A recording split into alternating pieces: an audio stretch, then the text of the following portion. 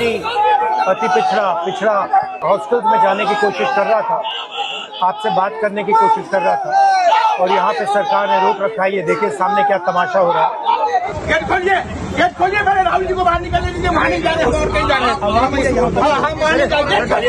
हिंदुस्तान में लोकतंत्र नहीं है, सरकार मुझे अंदर नहीं जाने दे रही है। मैं सिर्फ 3 सवाल पूछ रहा हूँ।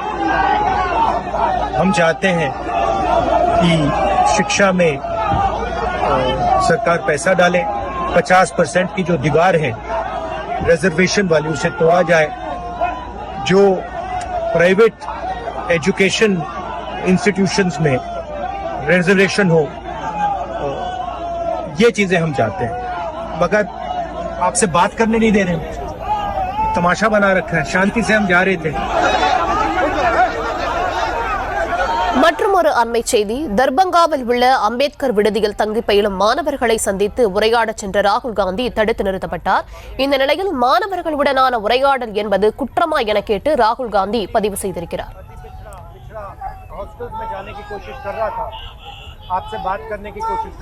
விவரங்களை தர இருக்கிறார் செய்தியாளர் சுப்ராமன். ராகுல் காந்தி என்னென்ன விஷயங்களை பதிவு செஞ்சிருக்காரு, போலீசார் தரப்பிலிருந்து என்ன சொல்லப்படுது, என்ன காரணம் முன்வைக்கப்படுது தடுத்து நிறுத்தப்பட்டதற்கு?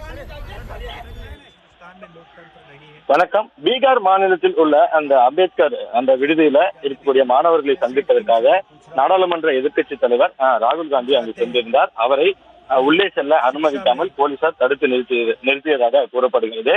இதனிடையே போலீசாருக்கும் காங்கிரஸ் கட்சியை சேர்ந்த நிர்வாகிகளுக்கும் அந்த தள்ளுமுள்ளானது அங்கு ஏற்பட்டிருக்கிறது.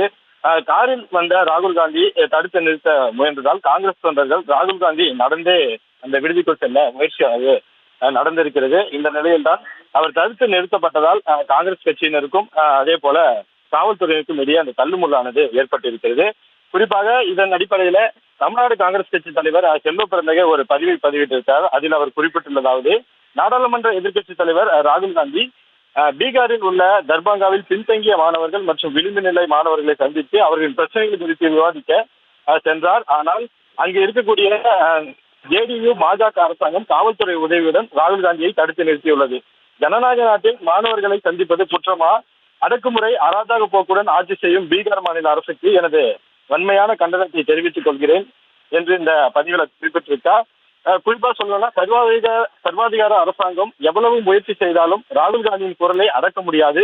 மாணவர்களுக்கு நீதி கிடைக்க காங்கிரஸ் தொடர்ந்து போராடும் என்றும் அந்த பதிவில் அவர் குறிப்பிட்டிருக்காரு.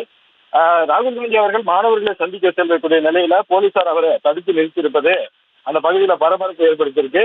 இன்னும் சில மாதங்கள்ல பீகார்ல சட்டமன்ற தேர்தல் நடைபெற இருப்பது குறிப்பிடத்தக்கது.